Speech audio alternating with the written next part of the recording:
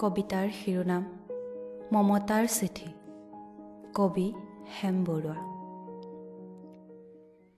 If you are coming down through the narrows of the river Gyang, please let me know beforehand, and I will come out to meet you as far as Sofosa, Ezra Pound. মৰমৰ, এয়া মম এডাল জ্বলাই লৈছোঁ। আজি বহু দিনৰ মূৰত তোমালৈ চিঠি লিখোঁ বুলি।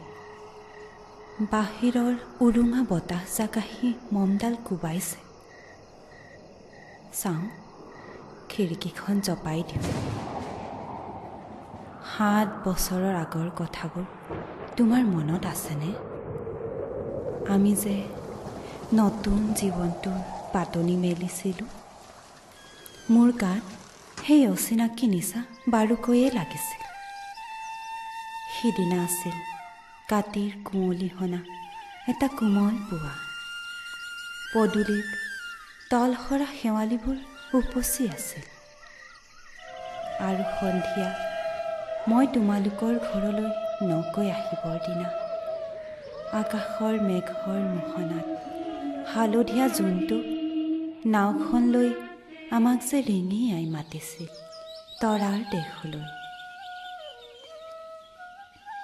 মই লোৱা কঁকালৰ ৰঙা ৰিহাখনলৈ তুমি বাৰু তেনেকৈ কিয় একেথৰে চাইছিলা? মোৰ কেনে লাগিছিল জানা? তুমি যেন কোনোবা দূৰ বিদেশৰ স্বপ্নটোৰ আলোকৰ মানুহ, আৰু মই যেন তলসৰা এপাহ শেৱালি। সেইদিনা মন সাগৰত মোৰ এৰি অহা আৰু আহি পোৱা অলেখ ঢৌৰ কঁপনি জাগিছিল। তোমাৰ জানো এইবোৰ কথা মনত নাই?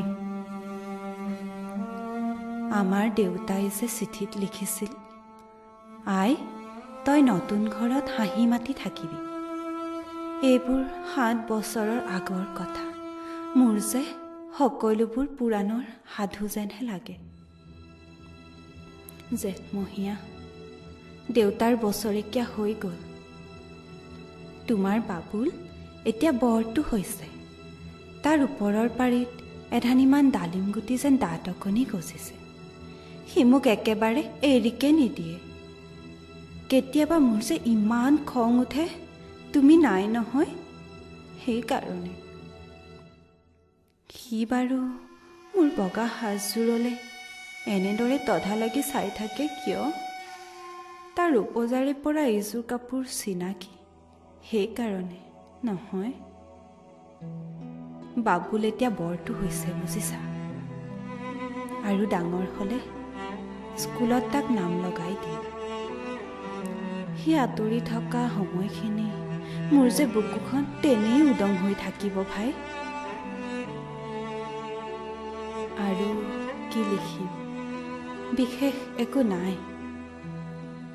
মোৰে শপত, তুমি যিদিনা উলটি আহিবা মোক আগতীয়াকৈ জনাবা দেই।